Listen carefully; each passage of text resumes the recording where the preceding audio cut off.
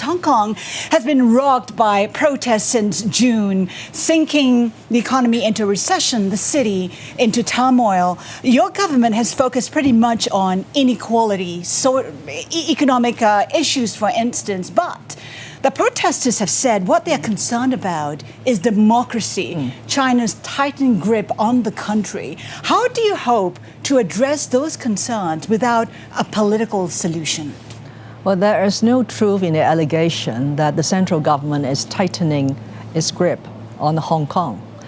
The central government has time and again made it very clear that they want Hong Kong to succeed under one country, two systems, and a high degree of autonomy. That was made very clear to me by President Xi Jinping on 3 occasions that I met him in a couple of months' time.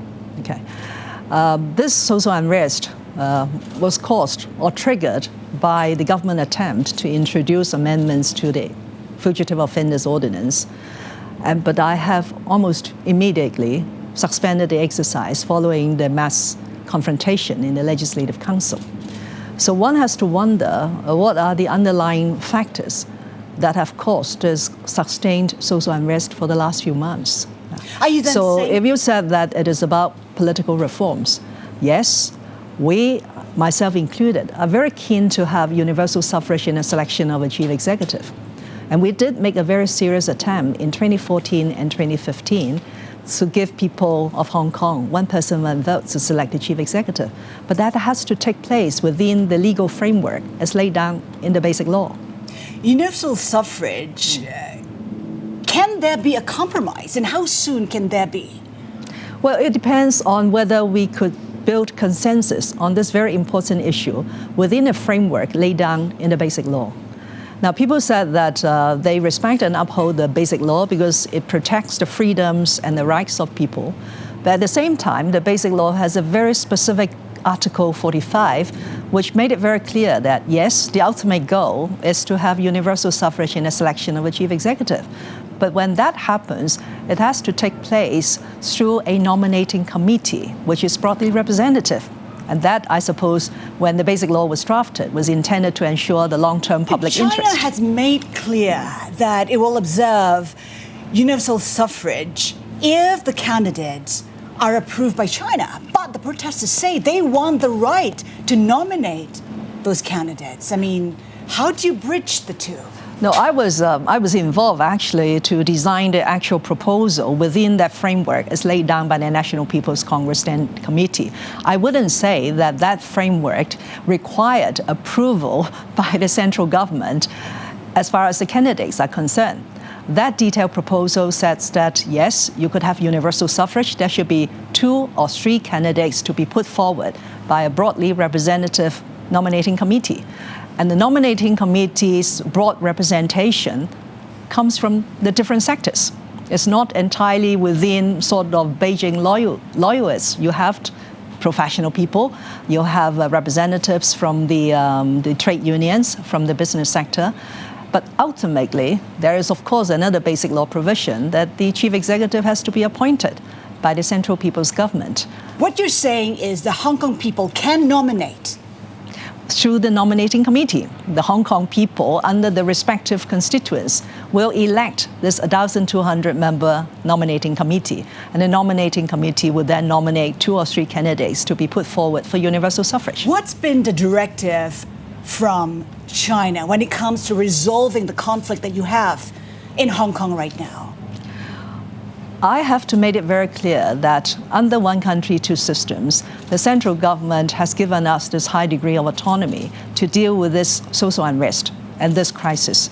So they have not given any explicit directive on how to handle it, except that they have made it very clear that the solution also has to abide by one country, two systems. You can't go beyond the constitutional requirement to solve this issue. Similarly, domestically, I couldn't go beyond the rule of law to solve this political crisis. Why have you resisted calling for an independent inquiry as suggested, as demanded by the protesters? Is there something you're concerned about? I'm concerned about fairness and justice. As far as police operations and police behavior are concerned, Hong Kong does have an equally independent and statutory mechanism to deal with that. That has been fully debated when that particular piece of legislation, the Independent Police Complaints Council Ordinance, was enacted, that police will be subject to investigation on individual complaints. But why not an independent body? The bodies that you suggested have been said to lack investigative powers. Why not an independent body to do that? Now, one of the important principles that I have adhered to in dealing with this very difficult situation is we need to protect the institutional strengths of Hong Kong and to uphold the rule of law. So if we have already an independent statutory mechanism to deal with that sort of situation, and that mechanism must be put in place for a very good reason in the overall interest of Hong Kong, then simply because I need to respond to protesters' demands. And by the way, they have other demands which nobody could agree to. For example, an amnesty for everyone that has been arrested, committing very serious crimes of assaulting the police, arson, throwing petrol bombs at bystanders, and even setting an old man on fire. So similarly, to answer your question, am I going to respond to those political demands in order to solve this problem? But don't the protesters have the basis for the grievances against the police, for the force that's been used on the people? Well, one has to look at the perspective. I'm afraid that in many of the reports that many people have watched, they were based on certain video clips and a particular still photo, and came to the conclusion that there has been some wrongdoings by the police. But if you look at the overall context, the police were there enforcing the law. The police were there dealing with large numbers of protesters who are so ready to resort to violence. 10,000 petrol bombs were thrown. You acknowledge there's been wrongdoing, yet only one policeman has been taken to task. No one suspended. I mean, how do you explain the situation? I'm not accepting that there has been wrongdoing. I'm telling you that if there are wrongdoings by policemen in the course of law enforcement, these policemen will similarly be subject to the scrutiny of the law. They are not above the law. We have seen that happening during Occupy Central movement and other protests. 8 policemen have been prosecuted, convicted, and imprisoned. So we do have that system, a fair system in place. So we could not just throw away a system and then bring in another system. I have to ask myself whether that's in the overall interest of Hong Kong. Are you willing to take those who have done wrong to task? Hong Kong abides by the rule of law. It's not a question of the willingness. Do you see that happening? It has to be subject to detailed investigation. And by the way, if I may just clarify, under the Basic Law, that same very important document, the chief executive does not have any say over prosecution. Prosecution decisions are made by the Department of Justice without any interference. And then cases are brought before the courts, which are truly independent. Chief Executive, when you take a look at your popularity, it's dropped to about 14%. Yes. Why do you think you're so unpopular? Have people misunderstood you? No, what we have seen is really unprecedented. I have to admit that. And I have confessed and I have taken full responsibility for misjudgment and for the sort of lack of a full assessment of the situation in taking forward the bill.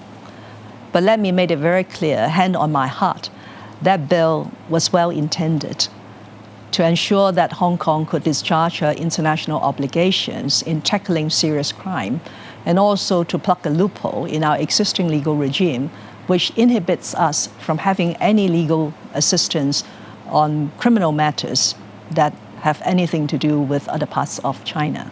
You have said you're willing to quit if you could. Would you quit if that could help resolve the crisis in Hong Kong?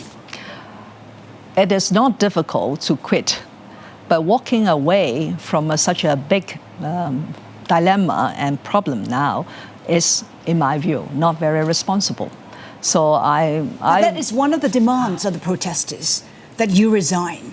Would you, if it is for Hong Kong? My judgment and my decision is right now, because we have several crises that we need to manage at the same time, I will do my utmost to stay in this position to help arrest the current situation. Who do you think could be the right person to replace you if you were to go? I don't know. This is not a question that you should ask me. Yeah. I want to take a look at the economy. It's sunk into a recession, and some say that the stimulus you've implemented, well, some call it peanuts, not enough to pull the country out of the recession. No, more? those four rounds of measures introduced and announced by the financial secretary are really relief measures.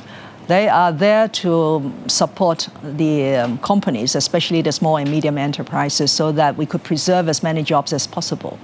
They are there to provide relief to the disadvantaged, for example, by giving them extra social security assistance.